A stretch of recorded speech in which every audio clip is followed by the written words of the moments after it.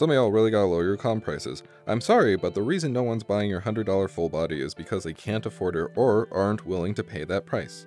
There are some artists I would certainly pay higher for who have a unique style, a lot of experience, and who are wonderful to work with. But if an artist consistently has issues getting comms, they should really rethink their price tags.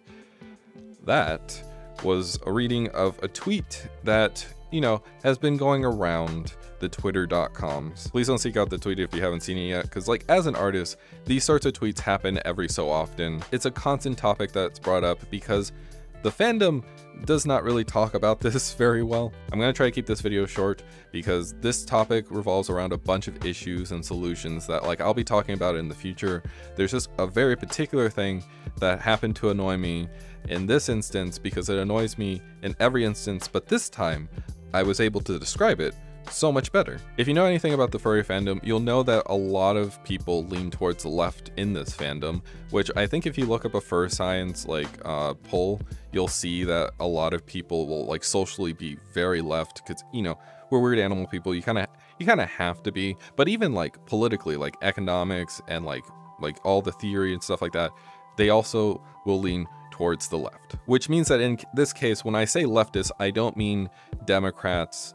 I mean like socialists, communists, anarchists, people like that. Like you will get those sorts of ideologies, the scary ideologies. That will be more common of a discussion that you can have a nuance about. This is a sort of place where you can stumble across a furry account and like they are a big socialist, like aesthetically, like they're red, they have all the things, like you can just hear the music in the background roaring, rushing up to know that they're gonna vor the rich, that they're going to redistribute the wealth. They're talking about all these issues and their nuances and how they're gonna destroy capitalism. Then commissions come along and oh boy howdy, do all the lessons that people learn just go whoop. That means that you'll have people arguing that workers should lower their prices and be exploited so that other workers don't have to pay as much, which like, you know, is a bad take and is why it will always get dogpiled. But the arguments that fight against it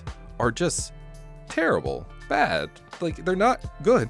You'll find leftists, like pure, not Democrats, actual like leftist people making these arguments. And the problem with making them is that they're based off of capitalism, like they're very capitalist arguments. If you go over socialist theory, you'll hear a lot of times that art is propaganda and that you are not immune to propaganda. Art is a communication tool. It is meant for people to have some sort of reaction to it. Then it means that like you can bring up a lot of topics. So if you come from the framework that art is evoking emotions, then calling art a luxury creates this really weird position to be in. Yes, getting personalized art in this economy is a luxury because those who can afford to hire people are the ones that get art produced. The ultra wealthy are the ones that get to be able to fund opera houses or theaters through donations. They're the ones that get to fund movies that we go and watch. They're the ones that get to purchase what like valuable art is so that they go into museums and stuff. Like they have the money to push what they want. Then the people who have wealth buy those things or attend those attraction or places and help fund those projects. So then more of those type of things get made because profits are the motive that people go for. But the furry fandom is a little bit different because if you look at the art prices that people are selling things for versus what they actually could sell for in like a general market, you'll realize that like a lot of commissions are actually pretty dirt cheap. I used to be a manager for a medium-sized restaurant, so I would do the calculations at night for how much the store made. Using a few imaginary numbers to make my life easier, say that we made a gross amount of $10,000 at the end of the day. Well, that would mean that we would make about $5,000 in net total, which was really good. Gross amount means that it still contains taxes and expenses in its price, and net amount means that it's like that's the profit that you take. Like if that's the take-home pay you could take if you could just take that $5,000 then and there. Of course, every stage of the process for money transactions usually has some tax or fee added on to it. But for this store, one of the reasons businesses and people will complain about taxes because it takes out a chunk of your money that you could use on your own. But also expenses are a part of gross sales, right? So if you look at that, like what's the expenses that you have? businesses take the advantage of this number because they could go like, oh guys, we can't pay you that much because like, oh, we're losing like so much money. When you're talking about the expenses in the restaurants, you're talking about like rent, electricity, water, labor, equipment, shipment, food, the containers, clothes, the training, just a bunch of things that like you buy one of those products and it's like, oh man, that's like expensive, but you look and it's like you lose a lot of money. One of the reasons restaurants stay afloat is from volume of customers, because like, sure, if your product is only $10 and you only get like $5 in margin for like net profit on it, then like if you sell one for the day, like your restaurant cannot exist. But also you can't raise the price of the thing because people will go like, oh, like I'm not gonna pay like $50 for like some noodles, like that, I'm not doing that, like go away. So you really have to push and make sure that you get the customer base so that you can make the equations to fit out like this, to where like, yeah, you get $5,000 at the end of the day. But also that's not like, that shouldn't be true. One of the expenses I mentioned was labor, which meant that like if you saw that gross amount and then net amount, it means that the owner got $5,000 at the end of that singular day, which also means that like you could have paid your employees more. A lot of businesses do this where they could pay their employees more because they already calculate out how much labor it takes to do that thing, and then they just try to scrape off as much of the earnings that they can, the surplus value of the product. That also doesn't tell the full story of the net profits though, because taxes can be levied into ways where like you get money back. Like say that you buy an equipment piece, you can write that off and go like, well, you know, I used this money for my business, I invested in it, so like don't tax me on it. And like you make more money that way. The point is that if you're an owner and you're doing well, you can make a lot of money and still look like you're losing a bunch and be able to go out and go like, oh guys, my business, like the government is taxing me so much and like, oh, the wages are too high. However, will I live off of $5,000 a day?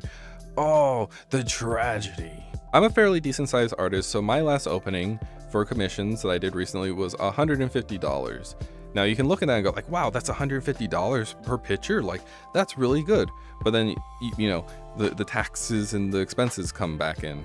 Like I'm a one team artist. So that means that I am doing every single job. Do you have the accountant? Do you have the office worker? Do you have the actual laborers? Do you have the advertiser? Do you have like all of them in a building for a corporate office? Well, that is stuck into one whole yin. That can be cheaper at some points, like food. You don't have to feed like 50 people food. You only have to feed one person food. But in turn, that also means that one person is trying to make up rent, electricity, food, advertisement, paperwork, drawing, travel, education because you need to update your tools and stuff, research because you have to research for art to know how to draw things and just learn a bunch about the world so that you can do better at the job. And like even healthcare, like if you get sick, you can't do the job anymore. So that $150 has to basically do a lot of heavy lifting for a lot of different expenses. That means that when you look at like $100 piece of artwork and go like, oh, that's too expensive, like you start looking at the expenses and like that profit margin really starts to go down to where it's like people are making less than minimum wage. So asking people to start lowering their prices looks disgusting because you're asking people to basically starve so that you have a cheaper product. Thus, the argument of art is a luxury comes in. If art is a luxury, that means that it costs more, that it's more valuable, that it's something that's worth paying for, but it also means that only the wealthy really get access to that art. And when you're talking about the furry fandom in which you have people who are expressing themselves, that sort of like barrier of cost is really detrimental. There was a young kid out there that looked at themselves and felt degraded by society for the color of their skin. There was a kid out there who looked at society and saw that their sexuality was awful and gross and disgusting and it's synonymous with bad. A kid looked out there and saw that the world was very cold and heartless and like was something that like questioned even existing. If you saw a kid like that and they found the furry fandom and it taught them like, yeah, you know, the societal identities isn't what makes you you, it's your personality, it's your interests, like that's the thing that people care about no matter what you look like. It's that, you know, cringy pictures like this you know, are cringy. No one's gonna, like, I'm sorry, it is a little bit cringy, but that sort of picture is something that tells a kid like that them being gay is fine and acceptable and it's something that they should be fighting for.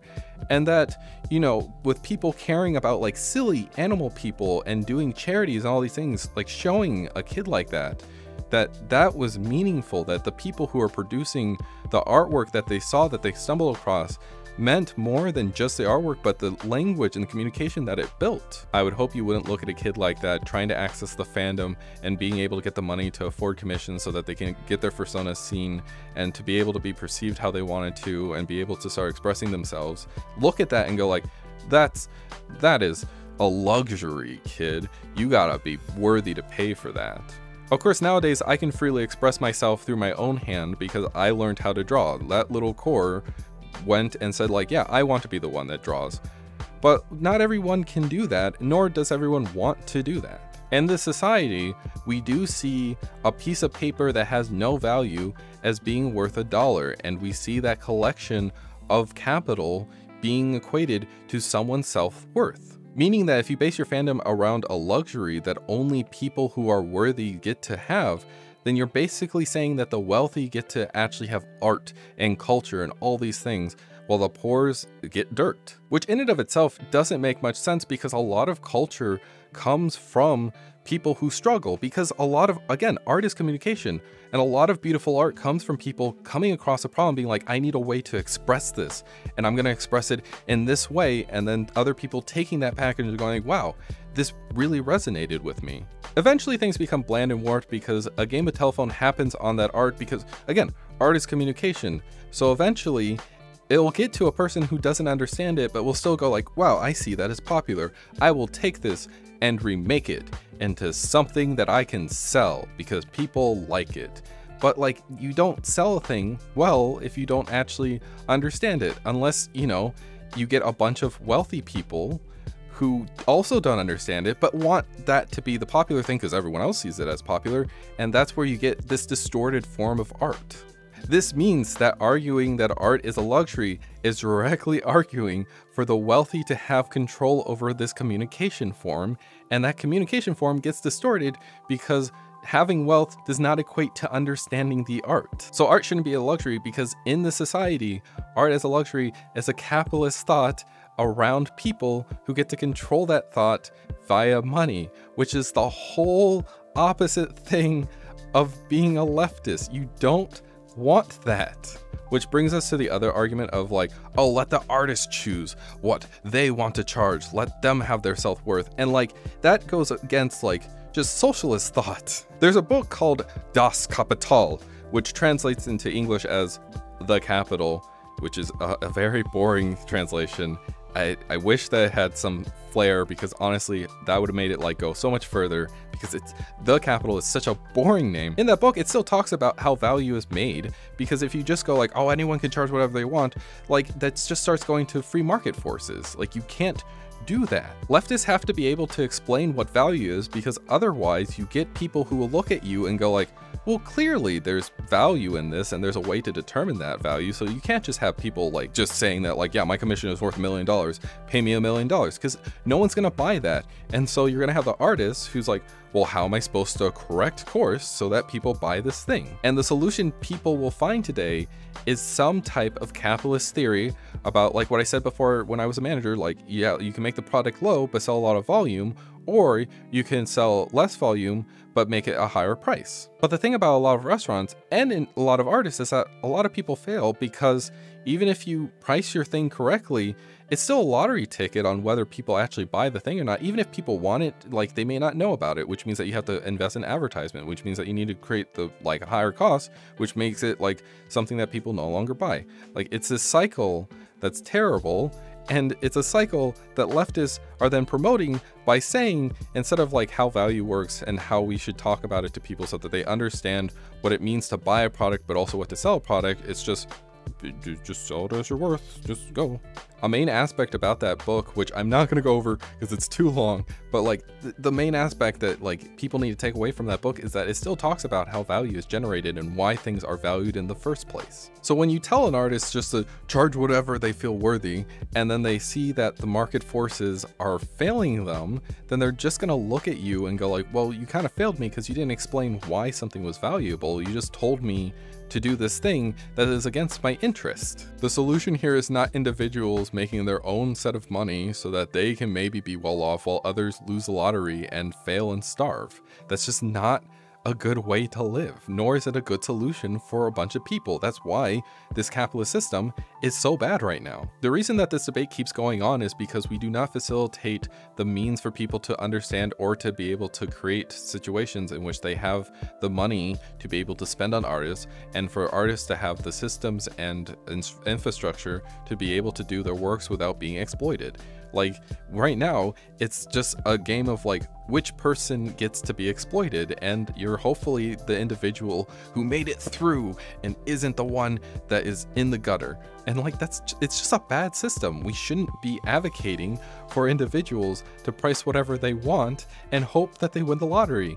Like it's just, most aren't gonna have that happen to them. Individualizing artists to make their own prices is also individualizing artists as the blame source for them creating those prices, instead of the wealthy who are causing this situation where people don't have the money to spend and also don't have the money to invest in themselves either. If you're a leftist who uses these arguments, you need to do better and stop obfuscating information.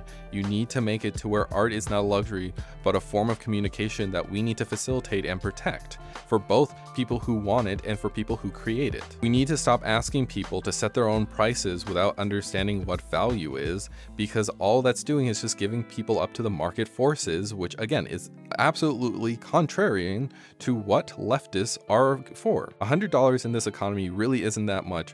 More workers should be able to drop $100 and not even think about it. And we could do that if the wealthy didn't hoard so much money. And on the same end, artists should be asking for their worth, but also they should be able to, like, if they wanted to go cheaper, be able to, because they would have access to universal healthcare, to universal education, to universal income, to being able to actually have subsidized housing, like actually be able to not have so many costs on themselves, which would both help artists and workers, which is an actual solution that we could strive for. We could get people to stop arguing that prices should be lower and start arguing for the government to get the rich to pay for Medicare for all. Instead of asking artists to try and figure out the best maximum price that they can sell their work for so that they can actually have a good medium like class life, we could ask them to make artwork to propagate like public housing so that people could have like better homes, like actually better homes that they like could own and actually like feel worth in that. Those are actual solutions that can get people to come together and actually go like, hey, yeah, our interests are aligned.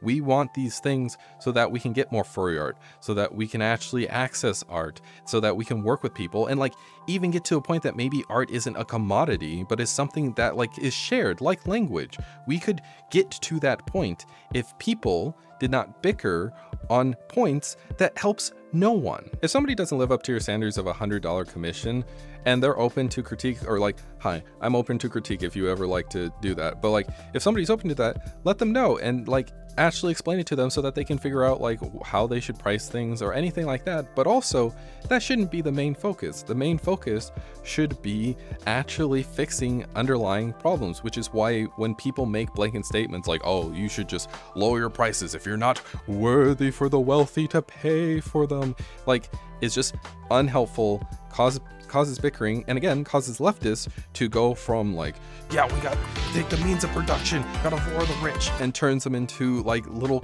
mini capitalists that are like, okay, I want to do capitalism but nice this time. Also, side note, stop using Miles DF as your standard for why artists should raise their prices, because like, yes, artists should get what they're worth, and like, you know, I'm an artist, I would like this too. This isn't like a, oh, how dare, like, that is a good thing to do. However, there's a difference between trying to get a price that's good for the consumer and for yourself, and so that everyone can have like a nice life, and Miles DF, who, like, from my personal opinion, is just going for the most value extraction which is what we would criticize a capitalist for, but also some of their works have been very controversial because like they just go, like they seem to go for the most value extraction, even when the subject matter is harmful. So like, stop bringing Miles DF up. They're not a good standard to go for, especially if you're a leftist. Please stop. So I'm going to quickly go through the solutions because again, I'm going to make videos in the future that deal with these things and are more in depth, and I just want this video to be short so that people can like listen to it and stop making the very bad arguments. So I'm going to give some solutions, but I'm not going to go super in depth with them because I will definitely talk about them later, but I feel like y'all can do it on your own, like figure out like how these solutions work and stuff. Solution 1, if you are a person who cares about furries, who cares about the artists, who want to see people succeed, the thing that you need to do is to help laws get passed for workers' rights. You need to help make universal basic income a thing. You need to help give free food access to everyone, help subsidize housing so that it's just better living conditions for everyone, but also so that you're actually giving people who live in the houses the ability to live there rather than having the owners who own a piece of paper get the money for, again, owning a piece of paper. And yes, we need to be able to actually get people to like go for Medicare for all, because you know how much of a burden healthcare is? You know how much of a burden would be released if you could actually get Medicare for all passed? We need to be pushing for that. And if you look at me and go like, oh, those are political things, and like, I don't want my furry fandom to do that. I'm sorry, but like, when you're talking about commissions, you're talking about business, and a lot of that is going to deal with politics. It just will. If you truly care about the people in the furry fandom and want to see them succeed, helping with laws that actually benefit not only artists but everyone else makes everyone's lives better. And so making it to where you're a little bit more political and a little bit more engaged makes everyone's lives better, because that's the whole point of politics, is to be able to actually figure out the interactions between people so that people can have good lives. Or bad lives, like depending on your ideology. Second solution, increase wages. Because like I was talking about as a manager before, where you could see that the calculation could actually be higher for workers to actually get better pay.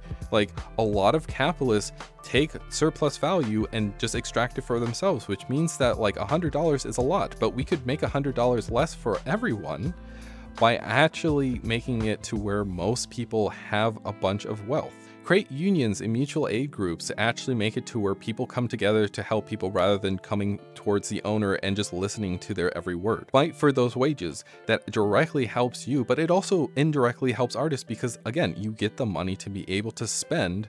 And while you get to actually express yourself instead of just the wealthy expressing themselves, it allows the artists to work and even choose what they want to work on. This is a good solution because, yeah, if you're making $1,000 a month, $100 is a bunch of money. But if you're making like $3,000 or $4,000 a month, well, that $100 becomes a lot less of a burden. And over the few months, you start saving money. And it's like, wow, yeah, I can spend this money and it's fine. The problem with it, though, is capitalism. Capitalism works on greed and having centralized power most of the time, which means that like if everyone has money, well then everyone notices that and raises prices. So then you have this like whole effect where like socially you can restrict prices, or law-wise you can restrict prices, which is why a restaurant can't go like, well, I only get 5 customers, so I'm going to raise my price to $5 billion for like these few pieces of noodles. Like that doesn't work. But also at the same time, if you make it to where things like socially cost less in people's head, then like having that higher amount may be like normalized so that you get this reoccurring problem. Economics is hard.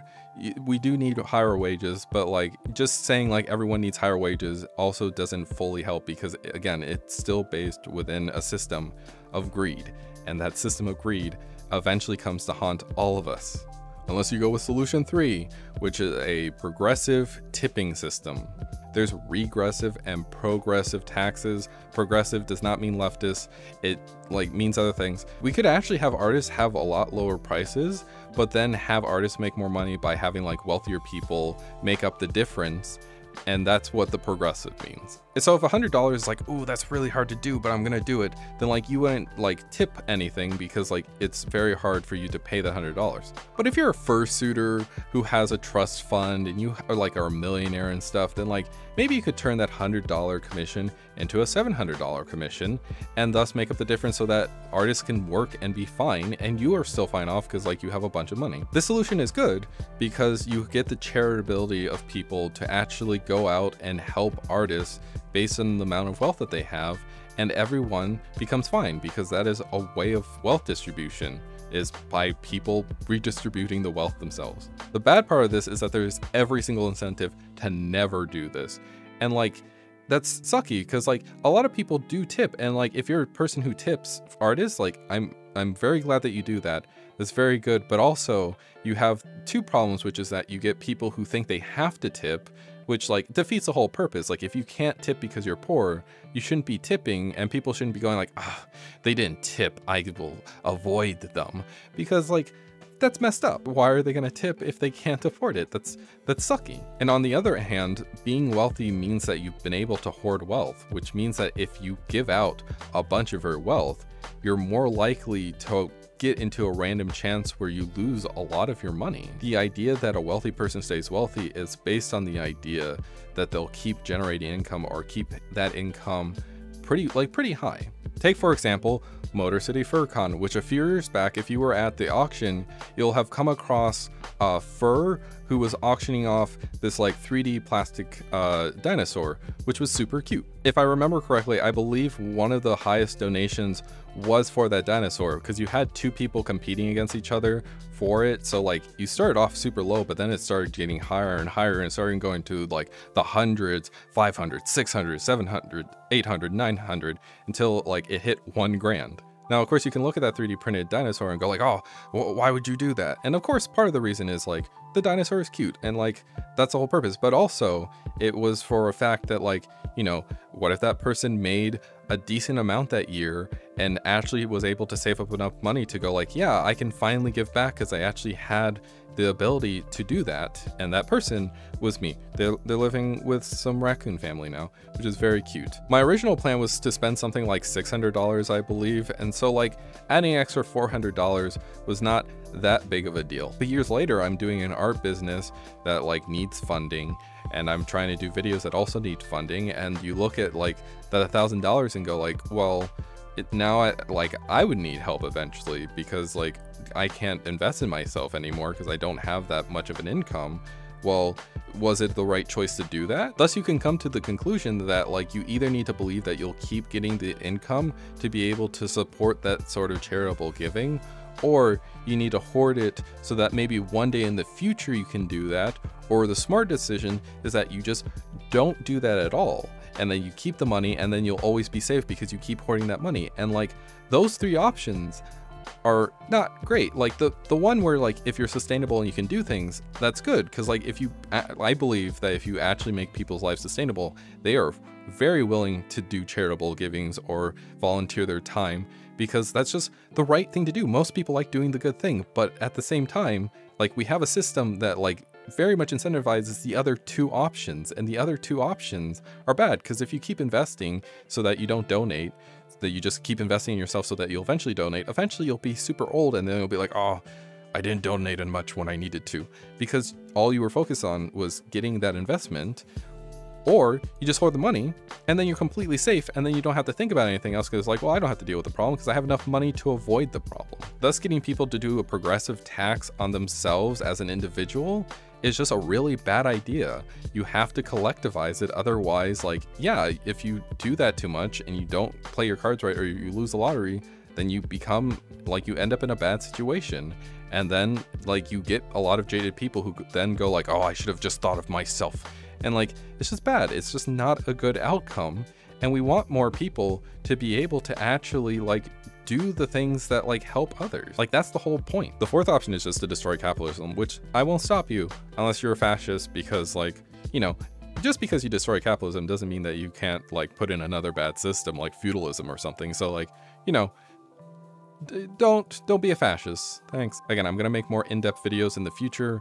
But for now, I think that this is enough information to kind of get across that like, don't argue that art is a luxury, because it's a capitalist mode of communication distribution. But also don't tell people to either raise or lower their prices without explaining how value works, and do not use the time, like the supply and demand thing, because that's like, there's all of economics, and then you point to the simple solution of just like, oh, it's just how much supply or how much demand you have, in which like none of that, like there are so many other graphs, because that's not how the economies work. They're more complicated than supply and demand. Stop saying that too, please. Leftists don't usually say this, but like it's still one of the more prevalent arguments for other people. So like, just don't look at these videos if you would like information on like other modes of production, or like why things are complicated than just have more demand or lower demand, or just have higher supply or slower supply. That's all for today. Have a pure time with your art and with the whole mess that is economics, and I'll see you next time. Bye. Future editor Koor here. Past Koor forgot to mention that I have a Patreon now. For $1 you can help support my work, see videos early, and get your name in the credits of videos. Go to patreon.com/peerkoor to find out more. And thank you to my lovely generous patrons for all your support. It means a lot to me in this capitalist hellscape. Stay pure everyone. I'll actually see you next time this time.